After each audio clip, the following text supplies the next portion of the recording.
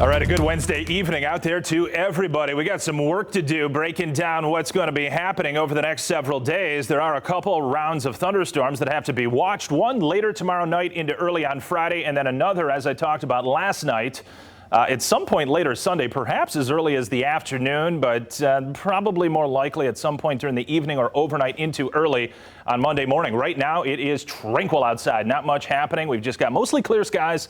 There are some very high-level cirrus clouds working on over us, as noted in this particular sunset shot from Judy Rogers. She sent this into Fox 17 recently. Not sure on the location there, but it was here in West Michigan somewhere on this Thursday to Wednesday evening, I should say. I put Thursday in there and getting ahead of myself. But nonetheless, likely there will be some photographs tomorrow as well, as there should be a lot of sunshine out there. Though clouds will be increasing later in the day, particularly the evening. I think the majority of the daylight hours, though, are going to be sunshine filled with just some passing high clouds. And when I say these high clouds, these are ice crystal clouds that will filter, perhaps dim a little sun from time to time. Overall, though, very bright expected for tomorrow. Pierre Marquette Park, Ron Topping, every night he puts the sunset photograph in for us, and a great looking shot there out over the waters of Lake Michigan in the Muskegon area. High temperatures today made it into the upper 70s. We got to 79 officially in GR, 81 Kalamazoo and Battle Creek. This is pretty much Groundhog Day, folks.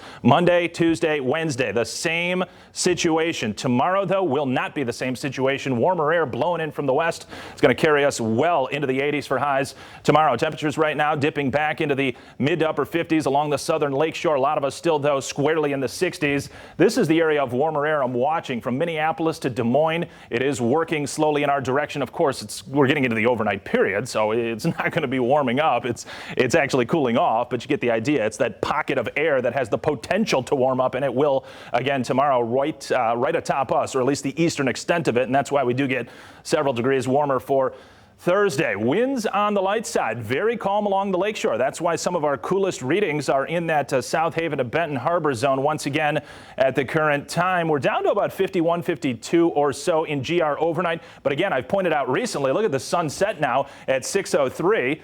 So at 6:03 versus 7 o'clock, the sun's getting up there on the horizon. We already gain a couple 2 to 3 degrees. Call it 54 at 7 o'clock. We're jumping to 77 at noon.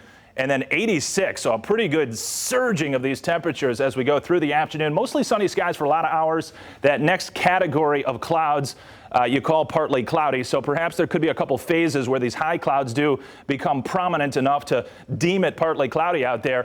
Overall, though, a very nice Thursday, shaking out much warmer as well.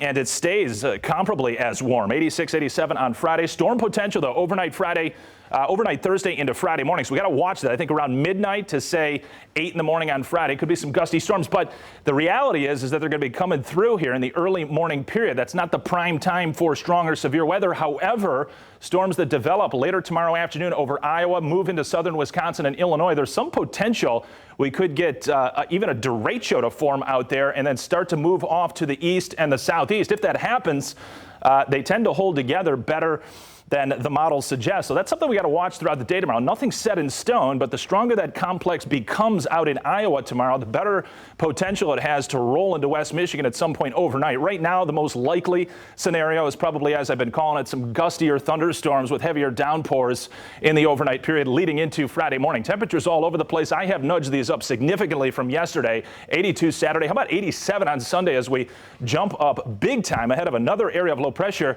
that could produce some thunderstorms on the strong side at some point, as I say, later Sunday into early Monday. So we got to watch that as well. High pressure right now, that's going to ease off towards the east coast. This anchored over the desert southwest. You get this clockwise flow around it. There's a disturbance over Montana and Wyoming. You can't see anything. It's not materializing into any clouds or precipitation, but as it works off to the east, it is going to start to flare some thunderstorms tomorrow. There they are on the model. They'll start to come about later in the day. And this is that complex that on this particular run of the model wants to go down to the south. So, you know, these things are fickle, folks. You know, where they go and start to dive southward. I think there's going to be a little bit better coverage, though, overnight tomorrow into Friday morning. And so we'll watch that. Again, if you bought that model run I just showed you, we'd miss out on it. But I think there's a better chance that we get some showers and storms in here than shown on that model run. Another shot for rain and storms, Angeline, I think later on Sunday. Lots of sun in that 7-day, though. I like that. Thanks, Anthony. Well, with